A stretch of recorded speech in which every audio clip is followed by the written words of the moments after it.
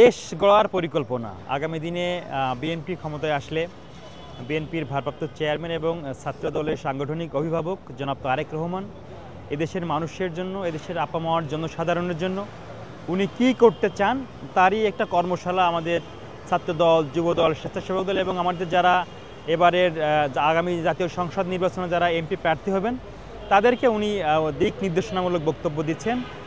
গতকাল ছাত্র দলের প্রোগ্রাম ছিল, আজকেও ছাত্র দলের প্রোগ্রাম, দুইটা সেশন ছাত্র দলের।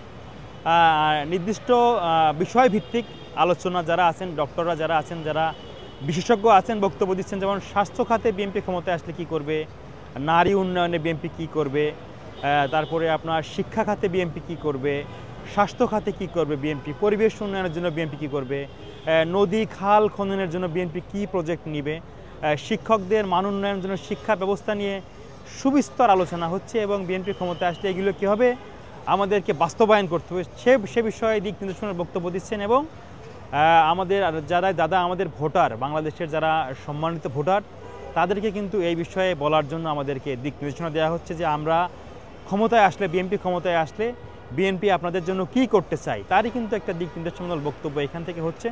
আমরা যারা বিভিন্ন সারা বাংলাদেশ থেকে আমাদের বিভিন্ন ইউনিটের নেতারা এসেছেন, তারা মাঠ পর্যায়ে যাতে এগুলো ছড়িয়ে দিতে পারেন যে আমাদের এজেন্ডা কি, আগামী নির্বাচনে আমরা পাশ করলে আমরা জনগণের জন্য, দেশের জন্য, দেশের মানুষের জন্য কী করতে চাই তারই একটা বিস্তর আলোচনা হচ্ছে। এবং আমরা আগামী দিনে দেশনায়ক জনাব তারেক রহমানের নেতৃত্বে আমাদের যে কার্যক্রম চলছে, আমাদের যে ইশতেহার, আমাদের যে কর্মসূচি, আমাদের যে কর্ম প্রণয়ন করছি, আমরা এগুলোকে সঠিকভাবে সুন্দরভাবে কী করে বাস্তবায়ন করা যায় সেই জ্ঞান আমরা এখান থেকে লাভ করছি। আমরা মনে করি এটা আগামী দিনের বাংলাদেশের জন্য সাম্য এবং মানবিক বাংলাদেশ বিনির্মাণ করার জন্য এটাই বিএনপি একমাত্র দল যে দল সুনির্দিষ্ট পরিকল্পনা এবং সুস্পষ্ট বক্তব্য ইশতেহার আকার দিচ্ছেন।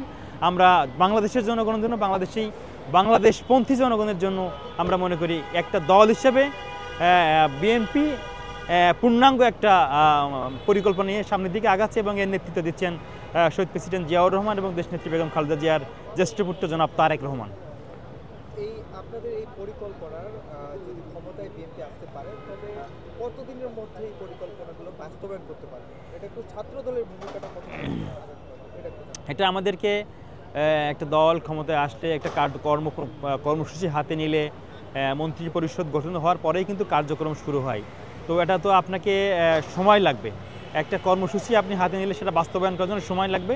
এটা তো আমাদের উনি ক্ষমতা গ্রহণ করার পরে প্রধানমন্ত্রী হলে এটা সেক্টর ওয়াইজ যার যে কাজ সেই কাজ হয়তো বা যত দ্রুত সম্ভব উনি বাস্তবায়ন করার জন্য নির্দেশনা দিবেন।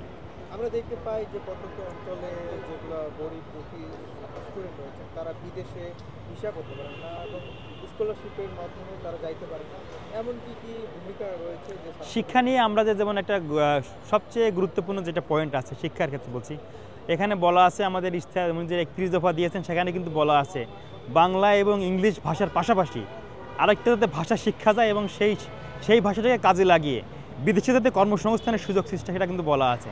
তারপরে আপনার ক্রীড়ার কিন্তু একটা গুরুত্ব দেওয়া হয়েছে, খেলাকে পেশা হিসেবে নেওয়ার একটা গুরুত্বপূর্ণ কিন্তু আলোচনা কিন্তু এখানে হচ্ছে যে ক্রীড়া উন্নয়নে বিএনপি কী ভূমিকা রাখবে সেখানেও কিন্তু বলা আছে। আমরা শিক্ষা নিয়ে আমাদের যে দফাটি আছে এটা পূর্ণাঙ্গ দফা এবং আমরা মনে করি এটা বাংলাদেশের জন্য খুবই কার্যকর হবে এবং কারিগরি শিক্ষার বিষয়েও কিন্তু গুরুত্ব দেওয়া হয়েছে। আমরা মনে করি যে গতানুগতিক যে শিক্ষা পদ্ধতি সেই পদ্ধতি চেঞ্জ করে একটা ভালো আধুনিক মানসম্মত এবং কর্মমুখী শিক্ষার দিকে আমরা আগামীতে তারেক রহমান নেতৃত্বে যাচ্ছি। সেটা অবশ্যই বাংলাদেশের জন্য, বাংলাদেশের যারা সাধারণ শিক্ষার্থী আছে তাদের জন্য ভালো দিক উন্মোচিত যাচ্ছে বলে আমরা খুবই আশাবাদী।